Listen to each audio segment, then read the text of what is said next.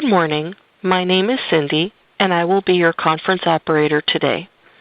At this time, I would like to welcome everyone to the EMCOR Group First Quarter 2026 Earnings Conference Call. All lines have been placed on mute to prevent any background noise. After the speaker's prepared remarks, there will be a question-and-answer session. If you would like to ask a question during this time, simply press star, then the number 1 on your telephone keypad. If you would like to withdraw your question, please press the pound key. I will now turn the call over to Lucas Sullivan, Director, Financial Planning and Analysis. Mr. Sullivan, you may begin. Thank you, Cindy. Good morning, everyone, and welcome to EMCOR's First Quarter 2026 Earnings Conference Call. For those of you joining us by webcast, we are at the beginning of our slide presentation that will accompany our remarks today. This presentation will be archived in the Investor Relations section of our website at emcorgroup.com. With me today are Tony Guzzi, our Chairman, President, and Chief Executive Officer, Jason Nalbandian, Senior Vice President and Chief Financial Officer, and Maxine Mauricio, Executive Vice President, Chief Administrative Officer, and General Counsel. For today's call, Tony will provide comments on our first quarter 2026 and discuss our RPOs. Jason will then review the first quarter numbers, then turn it back to Tony to discuss our guidance before we open it up for Q&A. Before we begin, a quick reminder that this presentation and discussion contain certain forward-looking statements and may contain certain non-GAAP financial information. Slide 2 of our presentation describes in detail these forward-looking statements and the non-GAAP financial information disclosures. I encourage everyone to review both disclosures in conjunction with our discussion and accompanying slides. And finally, as a reminder, all financial information discussed during this morning's call is included in our consolidated financial statements within both our earnings press release issued this morning and in our Form 10-Q filed with the Securities and Exchange Commission. And with that, let me turn the call over to Tony. Tony? Yeah, thanks, Lucas. And I'm going to start my discussion on pages 3 and 4. Good morning, and thanks for joining us today. I'm pleased to report another outstanding quarter for EMCOR.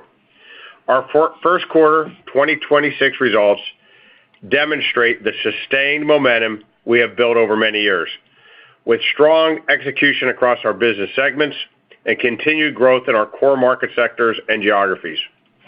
In the first quarter, we generated revenues of $4.63 billion, representing year-over-year growth of 19.7% and organic growth of 16.8% when adjusting for incremental acquisition contribution and the sale of EMCOR UK. Operating income reached $404 million with an 8.7% operating margin, while diluting the earnings per share of $6.84 represents an increase of 30% versus the first quarter of 2025. This reflects our strategic positioning in high-growth markets and operational excellence across our construction and services platforms. These results demonstrate our customers' continued confidence in EMCOR as one of their partners of choice for complex, mission-critical projects. Our construction segments once again performed extremely well in the quarter. The electrical construction segment generated year-over-year revenue growth of 33.1% with a 12.1% operating margin, while the mechanical construction segment achieved 28.9% revenue growth with a 10.9% operating margin. This performance reflects the range of our capabilities across both trades and geographies. It also takes into account increased customer scope and our reputation as one of the premier specialty contractors for complex, fast-paced projects. Our construction segment's growth was driven primarily by increased activity in network and communications, which is where our data center business rests, institutional, manufacturing and industrial, healthcare, and water and wastewater market sectors. Within our mechanical construction segment, we also benefited from increased commercial market sector revenues, driven primarily by the resumption of demand for warehousing, distribution, and logistics projects. Our teams continue to leverage our prefabrication and our virtual design and construction capabilities, excellence in labor management and planning, large project coordination and execution, and a disciplined focus on contract negotiation, administration, and the adherence to those terms. The U.S. Building Services segment delivered solid results, led by impressive performance in our Mechanical Services division. While we still face slight revenue headwinds within our site-based business, we've begun to see the benefits of the restructuring on the cost side, which reduced overhead costs, and we have a more profitable contract portfolio mix. Our Industrial Services segment generated revenue growth of 6.4%, and that was driven by our Field Services division. Now I'm going to turn to page 5. Our remaining performance obligation position strengthened significantly during the quarter, providing excellent visibility for sustained growth. Our RPOs totaled $15.62 billion at the end of the quarter versus $11.75 billion in the year-ago period and $13.25 billion as of December 31, 2025. This represents year-over-year growth of 32.9% and sequential growth of 17.9%.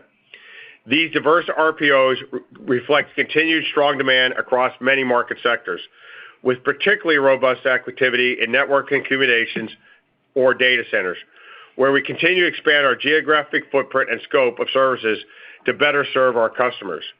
We see no sign of slowing demand in this vertical, where customer investments in AI infrastructure, cloud infrastructure, and overall digital transformation are driving unprecedented levels of activity. We are pleased with the quality and diversity of our work booked outside of the data center space, including notable awards within water and wastewater, as we continue to win new projects in Florida, institutional, driven by demand for upgraded lab space by certain colleges and universities, and healthcare, as our customers continue to modernize their facilities while seeking to make them more flexible and responsive. The strong operational and financial performance I've outlined demonstrate the effectiveness of our strategic initiatives and the depth of our execution capabilities. Our teams continue to deliver exceptional results for our customers while maintaining disciplined financial management and operational excellence and continued good contract negotiation and adherence to the contract terms we negotiate. With that context, I will turn it over to Jason, who will provide a detailed review of our first quarter financial results. Thank you. Thank you, Tony, and good morning, everyone. Starting with slide 6, which shows revenues, I'm going to cover the operating performance for each of our segments, as well as some of the key financial data for the first quarter of 2026 as compared to the first quarter of 2025. As Tony mentioned, revenues of $4.63 billion established a quarterly record for EMCOR, increasing 19.7% or 16.8% on an organic basis when excluding acquisitions and adjusting for the sale of EMCOR UK. Revenues of electrical construction were $1.45 billion, increasing just over 33%. This segment generated increased revenues from the majority of the market sectors we serve, with the most significant growth coming from network and communications, where revenues increased by nearly 50%, driven by strong demand for data centers. While this accounted for 2/3 of the segment's growth, we did experience notable revenue increases across a number of other sectors, including hospitality and entertainment, due in part to progress made on a stadium project, and institutional as a result of certain public sector projects. In the quarter, our electrical construction segment also benefited from greater levels of short-duration projects and service work. Mechanical construction revenues of $2.03 billion are up nearly 29%. Similar to electrical, this segment once again experienced the greatest growth from the network and communications market sector, where revenues increased by 86%. Increased cooling requirements and advancements in liquid cooling, particularly for AI data centers, continued to drive opportunities for this segment. Beyond data centers, mechanical generated quarterly revenue growth from the majority of the other sectors in which we operate. Notably, institutional revenues doubled year-over-year. Manufacturing and industrial, including food processing, was up 34%, and commercial increased by 33%, driven by warehousing, distribution, and logistics projects, largely within fire protection. During the quarter, the segment also benefited from increased service revenues as we continued to expand our maintenance and inspection base, both within traditional mechanical services as well as our fire life safety offerings. On a combined basis, our construction segments generated revenues of $3.47 billion, an increase of 30.6%. I should note that this performance established new quarterly revenue records for each of these segments. Moving to building services, revenues of $772.6 million grew by 4%, driven by our mechanical services division, which generated a 6% increase in revenues. From a service line perspective, the most significant growth was seen in repair service, service maintenance, and building automation and controls. Revenues of our industrial services segment were $381.8 million, an increase of 6.4%. Greater contribution from our field services operations, due primarily to progress made on a large solar project, was partially offset by a reduction in revenues within our shop services division due to lower heat exchanger sales and related services. I'll turn to slide 7 for operating income. We generated operating income of $403.8 million, or 8.7% of revenues, both of which are records for EMCOR for a first quarter. This represents an increase in operating income of 26.7% and operating margin expansion of 50 basis points versus the prior year. When adjusting for the acquisition transaction costs which were incurred in Q1 of 2025, operating income grew by 23.1% and operating margin increased by 25 basis points. Once again, if we look at each of our segments, due to the growth in revenues, operating income for electrical construction increased by 28.2% to a quarterly record of $174.5 million. Operating margin of 12.1% compares to 12.5% a year ago. With consistent gross profit margins, this segment continues to execute well across its project portfolio, with the year-over-year decrease in operating margin primarily resulting from an increase in intangible asset amortization given the 1 month of incremental expense from the Miller acquisition. Mechanical construction had operating income of $221.6 million, an 18.7% increase. From an end market standpoint, this segment generated greater gross profit across many of the sectors in which we operate, with the largest increases generally tracking in line with the growth in its revenues. Operating margin of 10.9% compares to 11.9% in last year's first quarter. As we anticipated when we exited 2025, operating margin of this segment decreased due to a shift in mix that included a greater percentage of revenues from projects where we're acting as either a construction manager or prime contractor, and which inherently carry lower than average gross profit margins due to reduced markups on materials, equipment, and subcontractor costs. In addition, we had an increase in the number of GMP or cost-plus projects, particularly in newer geographies or on projects where scope or design are still evolving. Together, our construction segments grew operating income by nearly 23% and earned a combined operating margin of 11.4%. Building services generated operating income of $40.4 million, which represents an 11.1% increase, and operating margin of 5.2% expanded by 30 basis points. This segment benefited from strong performance within its mechanical services division, which experienced a favorable mix given the greater volume of higher margin service and controls projects. Also, as Tony mentioned, while we do face some headwinds within our site-based business, the restructuring we did last year has proven to be successful, resulting in both reduced overhead costs and a more profitable contract portfolio. And lastly, operating income for industrial services was $12.8 million, an increase of 89.1%, and operating margin of 3.3% expanded by 140 basis points. As a reminder, and contributing to the favorable year-over-year comparison, the results for this segment in last year's first quarter were negatively impacted by a $4 million increase in the allowance for credit losses, which negatively impacted operating margin for Q1 of 2025 by 110 basis points. Excluding this impact, the remaining increase in operating income and operating margin was primarily a result of greater gross profit and greater gross profit margin within its field services division. If we quickly turn to page 8, I'll cover a few items not included on the previous slides. Gross profit of $864 million increased by 19.5%, and our gross profit margin of 18.7% remained consistent with that of the prior year, which represents a record level of performance for a first quarter.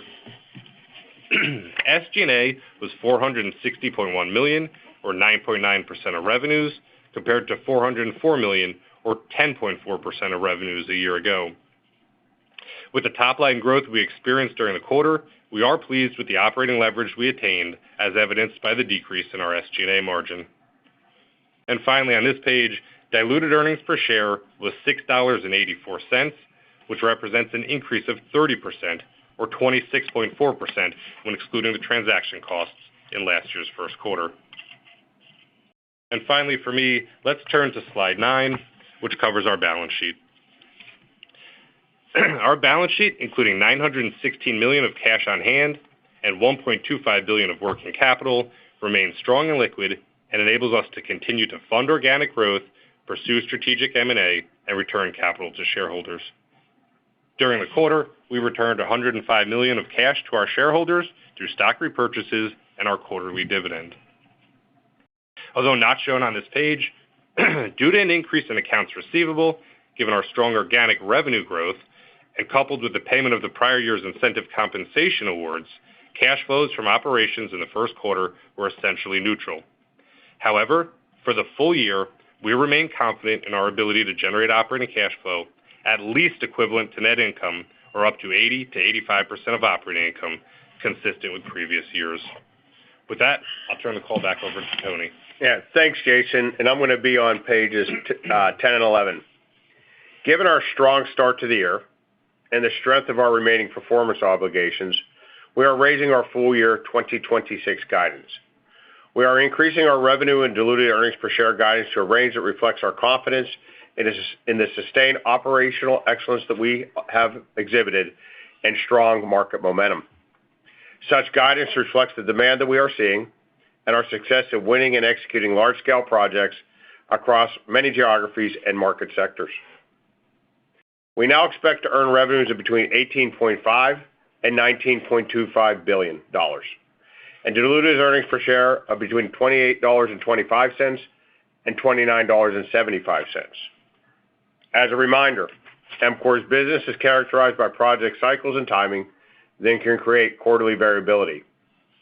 However, our guidance reflects our current expectation of continued strong operating margins throughout 2026, supported by disciplined project selection and execution.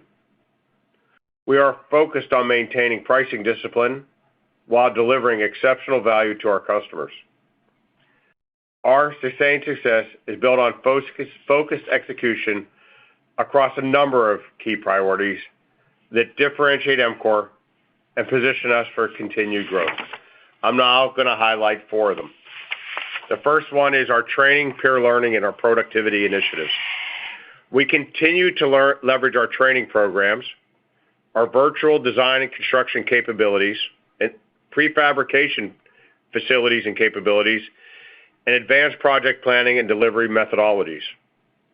We are committed to improving our means and methods every day, sharing knowledge across our organization, and investing in workforce training, retention, and expansion. The second item is contract management discipline and negotiation. We deliver exceptional results for our customers. However, we do protect our rights and interests through careful contract management, negotiation, particularly on complex, fast-paced projects. Third, we're known for field leadership excellence. One could argue that is our core product. Our field leadership excellence, from frontline foremen and superintendents to project managers and executives and subsidiary and segment leaders, make EMCOR an employer of choice in our industry. And finally, supporting all that is our commitment to invest with discipline and for the long term. We maintain a disciplined approach for how we grow organically and through acquisition. This, coupled with the return of cash to shareholders through dividends and share repurchases, has provided the foundation for our compounding record of success over the past decade and provides balance to our approach to capital allocation. These interconnected priorities create a sustainable competitive advantage that drives superior, durable performance across many diverse geographies and market sectors. The fundamentals of our business remain strong, with sustained demand across several key market sectors. We will continue to always face macroeconomic challenges. In fact, I can't remember a time when we haven't had them, such as geopolitical events, rising commodity prices, but our team has consistently demonstrated the ability to navigate complexity and continue to deliver results. Our success is a direct result of their dedication, their resilience, expertise, which results in executional excellence from our teammates across the organization. I want to thank every member of the EMCOR team for their contributions to our outstanding first quarter performance and over the long term, and for everything you do to serve our customers, keep each other safe, and drive our success every day. Thank you for your time this morning. We will now open the line for questions, and Cindy, I will turn the call over to you. We will now begin the question and answer session. To ask a question, you may press star, then 1 on your touch-tone phone. If you are using a speakerphone, please pick up your handset before pressing the keys. If at any time your question has been addressed and you would like to withdraw your question, please press star, then 2. At this time, we will pause momentarily to assemble our roster.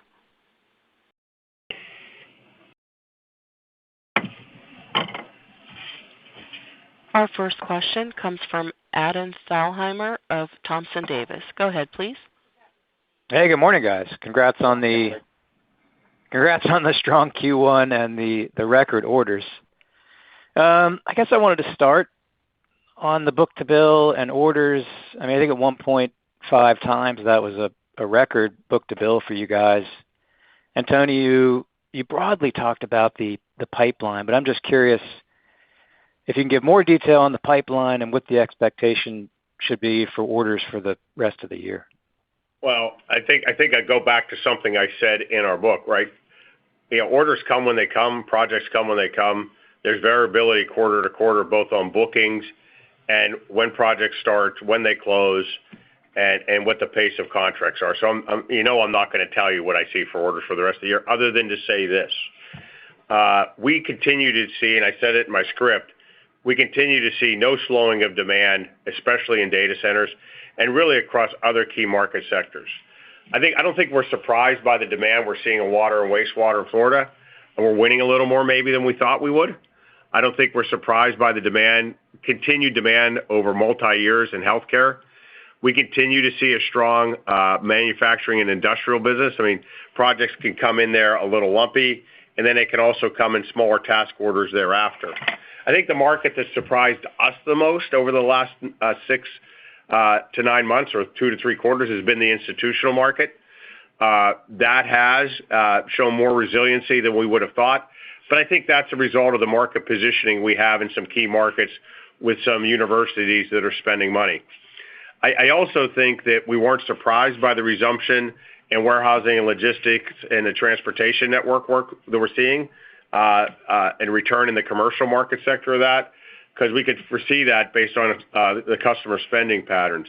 I would say right now, we will continue to grow in excess of non-res, like we have historically, pretty significantly, and we will continue to win important new projects in penetrating current geographies we are, and investing in new geographies, even if they may seem adjacent across the data center space. One area I'd always remind people, because I know the question's coming about high-tech manufacturing, I think that's a market of choice for us. We are well positioned in several key markets, especially in the Mountain West and in Arizona, and we're positioned there specifically across the trades of fire, life safety, and mechanical, and some electrical. And we have the ability in other markets to serve, especially fire, life safety, in just about every high-tech market that exists. We look at that as a flex market. They can be very difficult customers to work for in some cases, especially in the semi market. And sometimes we're making a mixed management issue within the geographic market to maybe serve a larger data center campus that maybe go after the next semiconductor fab. But again, we feel good about demand right now. Spending patterns remain, and things are pretty much unraveling for the year, much like we expected. We're not chasing margin percentages right now. We're much more focused on growing margin dollars, which is what you actually spend and invest for the long term. That doesn't set me up well for my next question, which is on margin percentages. But so high level, and thank you for that, Tony. That was great color. But high level, I did want to see if I can get at the margin potential in the back half. And maybe a way to do it is just, Jason, I mean, you ran through a bunch of issues that impacted you in Q1 in terms of markups and mix. And maybe you can just talk about how those issues play out as the year unfolds. Yeah, I think we said this exiting last year, and I think it still holds today, right? If you look at that guidance range we provided, we do have some lower margin scenarios in there which anticipate a changing mix. I think we believe execution is going to remain strong throughout the back half of the year, which gives us the opportunity to replicate last year's record margins at 9.4. But I think some of these mix dynamics will remain with us throughout the rest of the year. I also believe what we've said kind of over the last several quarters that looking at kind of a rolling 12 to 24-month average, I think that holds true, just understanding it's going to fluctuate quarter to quarter just based on that mix, as you kind of saw in mechanical this quarter. But I think the fundamentals still hold, and I think really no significant change from what we said at year-end. Yeah, I mean, and I think I'm always careful of false precision. We give a range for a reason. Could we be up on top of that range a little bit, but it's not going to, we don't think substantially at this point. They would take something, an execution that we're not seeing right now, or we take a booking that happened in year that had to be done very fast at superior margins. So we have a pretty good handle on what our mix looks like. And I think that's one of the things that's a little bit different than us, than some other folks. Some of these companies are becoming one market companies.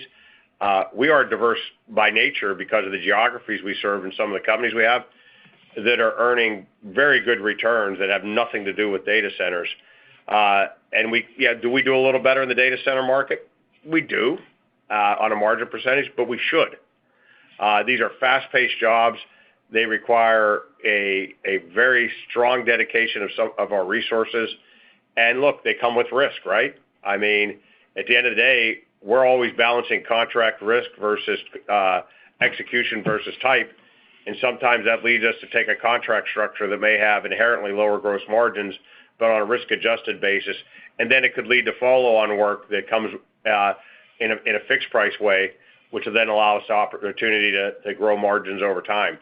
But we feel good about where the margins are on a year-to-date basis. I think the year started out pretty much like we thought, with quite frankly just stronger revenue than we expected. And we're winning in markets right now, and that feels really good. All right. Thank you guys so much. I'll turn it over. The next question comes from Brian Brophy of Stifel. Go ahead, please. Yeah, thanks. Good morning, everybody. Nice quarter.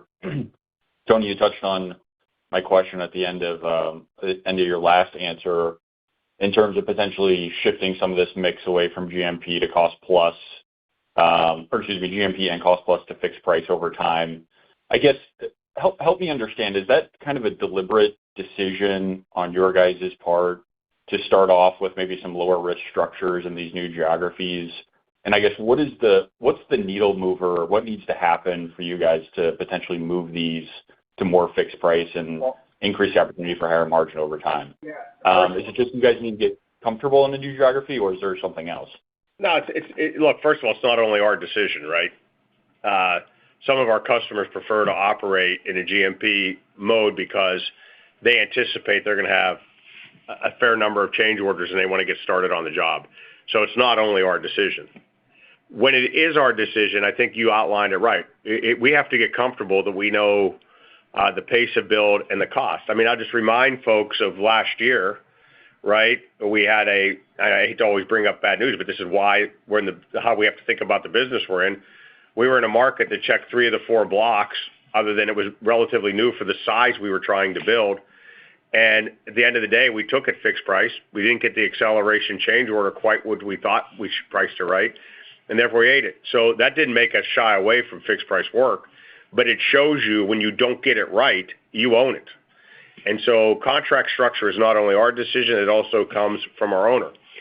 And we typically work together. Now, I think most owners, if they think we have a good handle on what it looks like, and they can get a fixed price that looks like can fit their budget, and it takes away all of the auditing and contract stuff that goes with a GMP contract, they're more than happy to move away. The other variation on that is we can get 50% into or 60% into a GMP job. We both feel comfortable that we've locked in cost and scope, and therefore we will change it to a fixed price contract. So I'd like to tell you there's 4 or 5 variables here. The variables could be up to 6 to 12 of contract administration and structure. And ours is always towards the best outcome for us and our owner, and also the best risk-adjusted outcome. Yeah. Jason, you got anything to add on that? Yeah, I don't think anything's changed overall in terms of our appetite for fixed price work or what we see in terms of the market and our customers. I think it's very much specific geographies, specific opportunities, and specific customers in the quarter, which drove the revenue mix to skew more towards GMP. Especially in mechanical, which makes sense because you're doing more of these AI data centers now. And unless we're doing fabricated structures for those AI data centers, you could argue modular structures that have really, as part of our build or somebody else's build, they do start those things up more GMP, and we would prefer they do that as they work out their designs. Yeah, and that's the comment I tried to make about the designs evolving and the scope still evolving.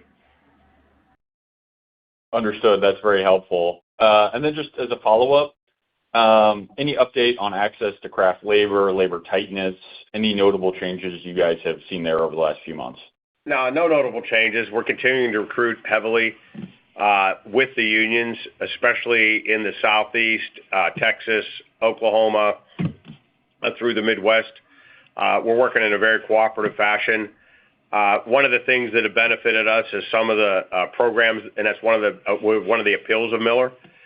They are excellent at this. They have a pro trade program that allows a quick training program of 2 to 4 weeks, gets people functional, allows us to bring them in at the right classification and get them functioning safely and productively on a job site.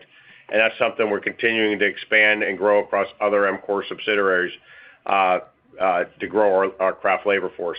I will say that and I've talked about this before, our real bottleneck, and it really hasn't been a bottleneck because we have this great amount of work to work on, is supervision. We have to create more foremen. We have to create more general foremen. We have to get project engineers to be able to move to project managers to be able to move to project executives. That's how we really grow. You know, our constraint on growth, yes, we have to build fabrication shops, whether they're on-site in tents or whether they're off-site in our fixed facilities. We always have to be thinking about that curve. We don't like to get too far ahead of that curve because there may be other ways to skin that cat on fabrication, like on-site fabrication and other things. But we'll always have an eye towards developing that supervision level. I said it in my remarks. Our core product is really field labor supervision and leadership, and we just apply it in these trades, and we do that very well. And therefore, if you're doing that well, you become an employer of choice because trade craft people typically like 4 or 5 things, right? First, they like to know they're going to get paid every week and their benefits are going to get paid. And these are no particular order. That you're going to give them the safety equipment and tools that they need to be safe. That you have a good safety program. That the supervision they're working for actually knows what they're doing and can really share means and methods and are plugged into our network to gain more knowledge on means and methods. That they're working for people up through the chain of command that understand the work they're doing. And finally, that if they do a good job and so choose to want to be part of one of our core teams, that we have ongoing work, and that if they want promoted, that they have an opportunity to be promoted. EMCOR emphatically checks all those blocks in our subsidiary companies, And I think that's why it's difficult. Our guys are slogging away at it every day on mixed management. But I think we've been able to meet the moment as far as recruitment and retention of trade. Excellent craft personnel. Yeah, understood. Very, very helpful color. I appreciate it. I'll pass it on. The next question comes from Justin Hauke of Robert W. Baird. Go ahead, please. Great. Good morning, everybody. I guess, we already talked about it. Obviously, the first quarter, really strong revenue trend. The RPO's up, 18% quarter-over-quarter. I think that's an organic record for you, but, the revenue guidance only tweaked a little bit higher. You're looking for kind of 9 to 13% growth for the year, and you just did 20. So I guess I'm just trying to understand. I know you've got some tough comps, but what's the conservatism in that outlook that would have the trends decelerate to kind of the more mid-single digits from what you put up to start the year, especially with those bookings? I think you just said it in your last sentence. We just started the year. We're sitting here in the first quarter. We have 3 quarters in front of us. I think we'll know a heck of a lot more on the revenue trend as we exit second quarter and based on what we see at the end of the year. And it's still, even sitting here with these halfly RPOs, Jason, I still think we have to book 40% of our work. For the remainder of the year, if you take in, let's just use the midpoint of our revenue guidance range. If you take into consideration what's in RPOs that we believe will burn through the rest of the year and what we earned in the first quarter, we still need to go out and book about 30% of our work. So, and we think we can do that. And if we can book more of that and execute it within the year, that's how the revenue guidance will creep up. And we'll have much better visibility. Said simply, we feel good about the revenue trend in the business. We feel good about our RPO bookings. We feel good about the margin in those in the RPOs. But we're sitting here in first quarter, April, and we'll have a much better view of that when we talk to you again in late July. Yeah, I think in the quarter we made significant progress on a few jobs, some that accelerated maybe a little bit more than we expected. When we look at the rest of the year, I think where we land in that guidance is really going to depend on how quickly we mobilize on some of the new work we just booked, right? We had strong bookings in the first quarter, so how quickly do those jobs mobilize? How quickly do we assemble a labor force? And how quickly do they start burning? That's what's really going to dictate where we land. Okay. All right. So, and just to clarify, so previously it was 40 to 45% of kind of new work you had to book, and you're saying it's 30. I just want to make sure. For the remainder of the year, right? Given we have one quarter behind our belt and the strong bookings we had in the year. Yeah. Okay. And then I guess going back to the GMP contracts versus fixed price, can you give us? I just would be curious to know kind of what's the mix in the RPOs today of what your contracts look like today versus a year ago or maybe 5 years ago in terms of how they trend to more fixed price. I don't think we could do that analysis from 5 years ago with any precision because things change halfway through a lot of times and it ends up something different. I think versus a year ago, I think incrementally it's moved a little more to GMP, and I would say this is not analytically precise, but I think that's mainly in mechanical, and it's mainly driven by, I think, the larger scope of work, which we're guessing. Do we know that emphatically? We have a pretty good idea because of the power requirements and the interact cooling we're doing, which is driven primarily, which we think, by AI data centers. These are some of the large language model data centers, and we think that's the case because of where some of them are being built. And a lot of this, we can tie all that together because of access to power and proximity and all that.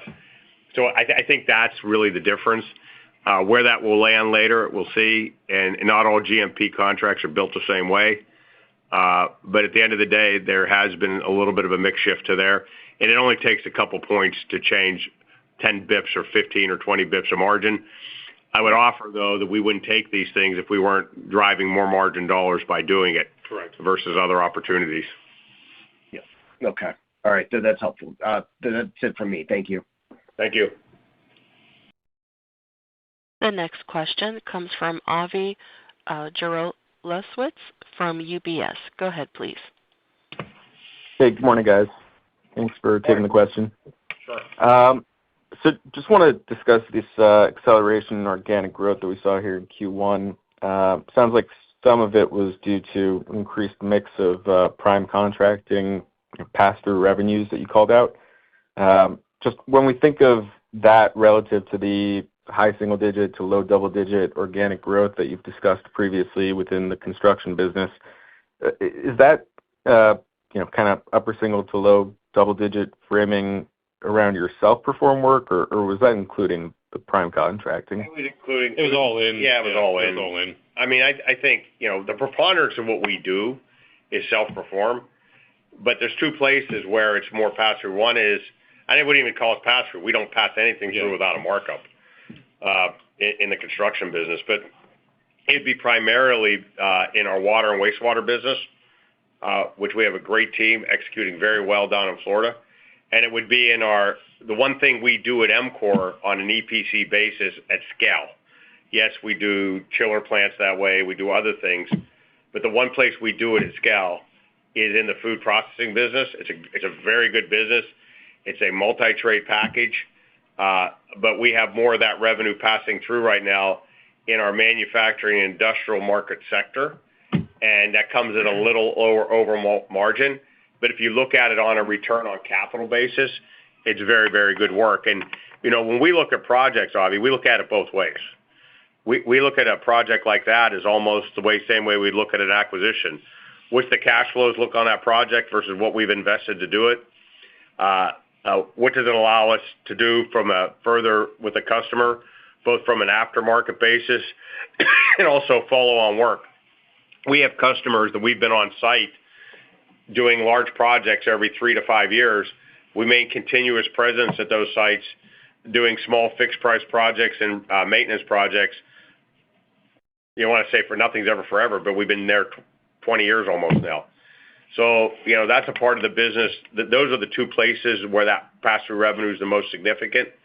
And that can affect margins, 10 or 15 bips in a quarter to the negative. But again, I'll go back. They generate really good margin dollars and really good return on capital on those projects. Yeah. And in this quarter, it was the food processing, right? We still have the water and wastewater in our backlog. I think that's what you could see as the year progresses. And this quarter is very much coming from food processing, though. Okay, got it. Makes sense. Yeah, I was in part looking at the water and wastewater growth in the quarter, and so just trying to piece it all together. So I'll get ahead of one of the other questions, and somebody can maybe drop out of the queue. Is we're not foregoing any data center work to do this work. It's either a different team that does this kind of work or a different market sector, different geography. We're not foregoing different skills and capabilities. We're not foregoing any projects in the data center or high-tech world because we're doing water and wastewater and food processing work. So really is incremental growth at the end of the day. Okay, that makes sense.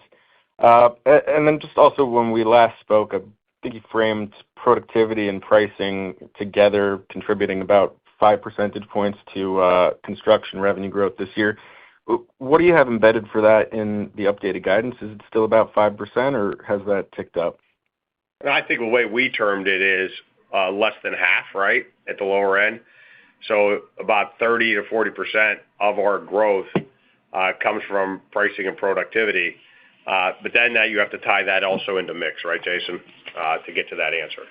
I don't think there's anything different than what we've done historically. Okay, appreciate it. Thank you. The next question comes from Sanjita Jain of KeyBanc Capital Markets. Go ahead, please. Good morning. So if I can ask a follow-up on the mechanical margins discussion, will these projects later on have incremental phases that you will then take on as fixed price, or is the nature of these projects such that even the follow-on phases will be GMP? Well, the margin headwind in mechanical, some of it's GMP, others mixed because of the food processing work. We hope to have follow-on phases over a number of years. They won't be as large. I think it's to be determined what that contracting mechanism is, right? Yeah. They could be fixed price in the future on some of these jobs. If we get more comfortable with our labor force, we get more comfortable with the design. They may stay GMP because we do have a couple customers who just prefer GMP work. So I think it's going to be dependent on the individual jobs, and I think we'll know more as the year progresses. Yeah, I think we're beating this a little too hard right now. collectively on the phone. We contract lots of different ways. And sometimes our fixed price work on something like food processing, because we're servicing is more as a prime, is a fixed price contract. It doesn't have the same market characteristics and margin opportunity that fixed price contract can be on a single trade contract doing a data center or a manufacturing plant or a hospital. Other parts, we're doing GMP work on data centers because a customer can't nail down scope or a new geography, or that's their preferred way of doing the business. And they do that way across their whole portfolio. I think we always think about operating in bands of margins, and as long as we're sort of within that 12 to 24-month look on bands of margins, we're performing pretty well. And then we take it a separate step further.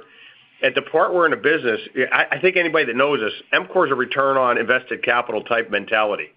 And if we can generate more margin dollars and balance that against the margins, we're happy. I know we're all trying to nail down this number of 9 point whatever% for the year. A, we're not that good. That's why you have a range.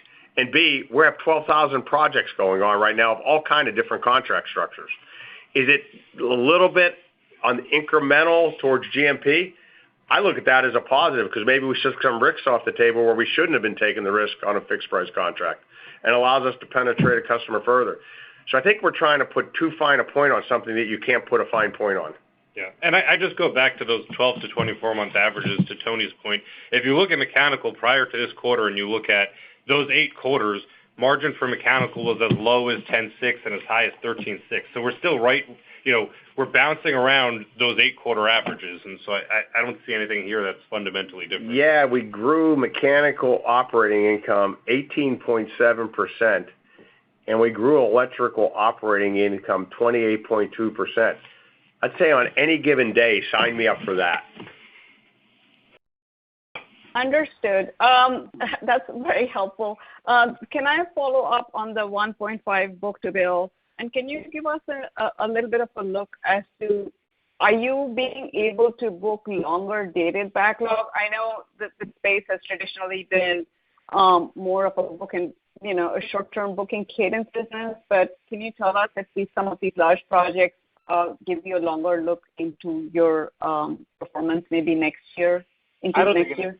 I don't think in a significant way. I mean, I think if you look at the end of last year, we would have said at the end of 25, 82% of that RPO is going to burn within 12 months.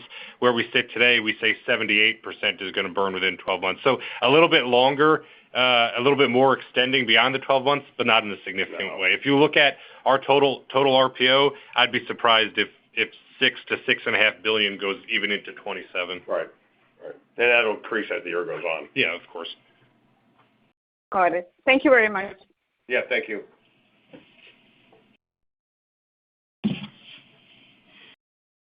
The next question comes from Tim Mulrooney of William Blair. Go ahead, please.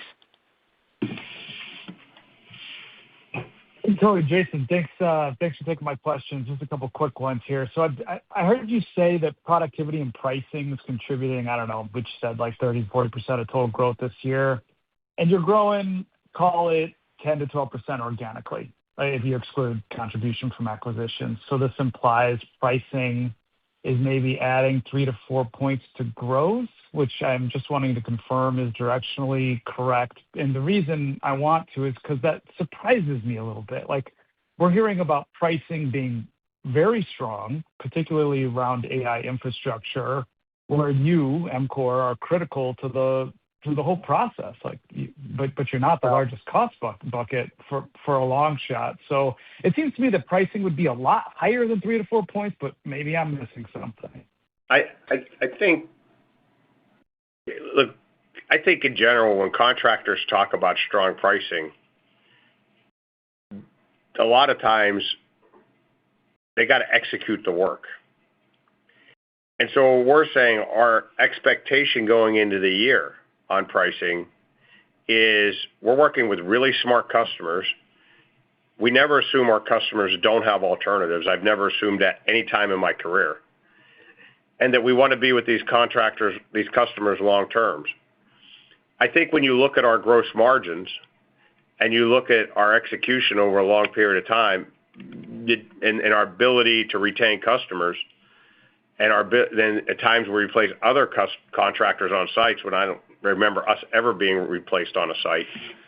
I think we get the price, productivity, execution just about right. I've never been the guy that's going to sit here. There's people throwing work at us, and we just catch it in buckets. And some of my peers that say that, I'm not sure they have the long-term view of the market that we have, what pricing really means in contracting. Price in our business comes in a lot of different ways. It's the assumptions you're making on the productivity of your labor, especially as you move further down the labor curve, and there's more of a mix of people you're less familiar with or more untrained.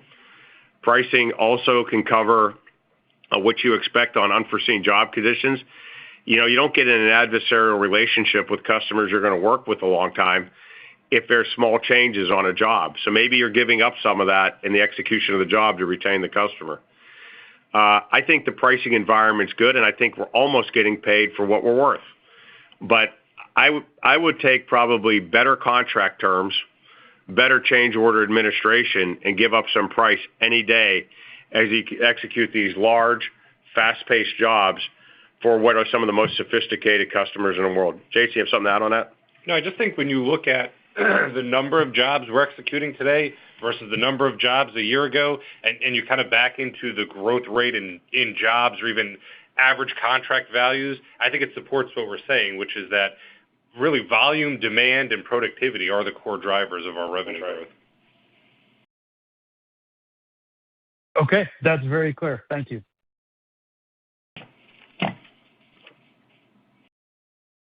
Our next question comes from Manish Somaiya of Cantor. Go ahead, please. Good morning, and congrats again to the team. Couple of questions. Maybe, Tony, for you first. When I think about the contracts that you're being awarded, especially the mission-critical projects, are you seeing both electrical and mechanical scopes? Or is that? I mean, we don't. I think underneath your question, are we combining electrical and mechanical scopes and bidding the jobs that way? Absolutely not. But are we on some sites, both electrically and mechanically? Yes. But do we make decisions contingent on that? Absolutely not. These are separate scopes of work. These are separate teams. Now, if we're fortunate enough that we have 2 EMCOR companies on that site, or even 3 when you include fire life safety, does the job tend to go better for the owner in those cases? Probably. Yeah. Our guys know each other and how to work together. They're working with the same VDC tools. The integration becomes better on the drawings. They can talk to each other and get coordination better on the job sites to prevent trade stacking. But do we specifically bundle the 2 things together and bid it as a package? No, we don't do that. Almost never. I don't want to say never. Nothing's almost never, but we almost try not to do that. But if you look at our bookings and you say, okay, there's a significant increase in data center bookings or networking communications RPOs, that's coming from both mechanical and electrical. When you look at the revenue growth within each segment, let's just again look at networking communications. Round numbers, electrical's up $240 million and mechanical's up $280 million. So we're seeing that growth in both, and we're seeing the bookings from both. Okay, that's super helpful. And then, Jason, on the cash flow aspect, how should we think about the cash flow use reversing over the course of the year? Is that second half weighted typically, or some of that come? Yeah. I think if you look at the pattern we've had over the last 2 years or so, we think that pattern will hold true through the remainder of the year. Q4 tends to be the strongest for us from a cash flow generation perspective. Q1 tends to be the weakest. But if you look really over 24 and 25, we expect those patterns to be about the same. Okay. And then just, Tony, back to you. Maybe if you can just talk about the M&A pipeline, what you're seeing out there, what are still the missing pieces within EMCOR, geographically or product-wise. And then, maybe if you can also just give us a sense as to what you're seeing so far in the second quarter. Well, I won't answer that. In terms of demand. I won't answer that question. We're reporting on the first quarter today. Look, our acquisition pipeline is good. Deals happen when they happen. Our primary area of interest is electrical construction. We're a medium voltage company or line voltage company. We're not really looking to grow the high voltage market or the T&D market. We do have a position there, but it's mainly in the Mountain West, and it's a very good company, but we're not looking to become Quanta in the T&D business. We're going to continue to do low to mid voltage acquisitions in electrical. We still have places where we can expand geography or strengthen geography in a lot of cases now. I think what we've had great success with is either buying an acquisition at scale, which is a Miller. That's a great example of that. But we also have many examples in EMCOR, which is, I think, where you create the most value, is where we take a electrical contractor that was just a good industrial or healthcare contractor, could do really sophisticated work. We know that there's customers that want us to do data centers in that market. We were able to come in and take that group of folks and take their core business, have them continue to do that. Through our peer learning and help, we can then have them expand into data centers. And that comes at much better valuation than the folks that are doing 80% of their work in data centers that everybody's frothy over and wants to spend 12 or 15 times earnings. We're not going to do that for a one market company and a one sector company. Secondarily, we'll buy mechanical construction. We've tended to do that more, buy and then take a larger platform like Batchelor and Kimball and grow organically. And the reason that sets up, they can do that well, is because the amount of prefabrication on a mechanical job, they can take more labor hours off the job, and therefore they feel much more comfortable. And then that's sort of the fire protection story too, which is the other part in mechanical that we would grow through acquisition and organically.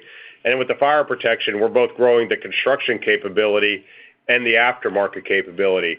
The other area of interest for us is, of course, the mechanical service space. We do both. They're not large compared to the construction acquisitions, but we'll do larger acquisitions there. There we're buying, footprint. We're buying technician capability, and sometimes those acquisitions are as small as a couple $1 million asset deal to open up a market or strengthen our market, whether it's a certain type of equipment, a certain kind of capability. And then we also love to continue to support our customers through building controls and automation in mechanical services acquisitions, where we're one of the more significant independent building controls, and we have a number of different brands we're a dealer for, and we have good capability, and that's both on the front end of the business and the design, the development of the user interfaces, and of course the installation, the commissioning to make sure it works. Those are our primary interests as we grow through acquisition. I would also argue that we also are not immune to doing the right kind of fabrication acquisition.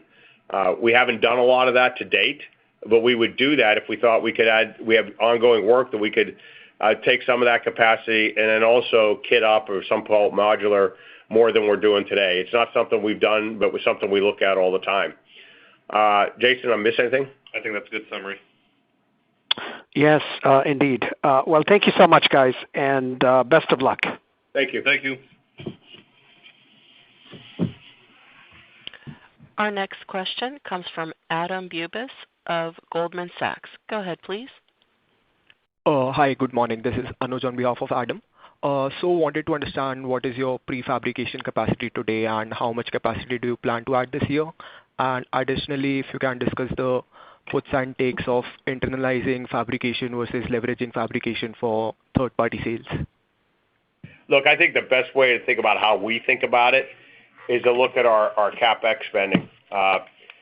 We don't necessarily look at it as we're destined to add this much square footage, because I think you got to take the fabrication that we do and break it into two or three pieces. One is the traditional fab we do just about every contractor we have, which they're doing some pipe fabrication, a little bit of fittings on the sheet metal side, and they do that to support the aftermarket and the smaller projects in their market. We do a lot of that. The second fabrication is more dedicated fabrication, especially in our bit larger mechanical and electrical contractors, and that breaks into two pieces too. There's, especially electrically, there's almost a catalog we can do that says we're taking all these different parts from distributors and OEMs, putting them together so it almost kits out to the site.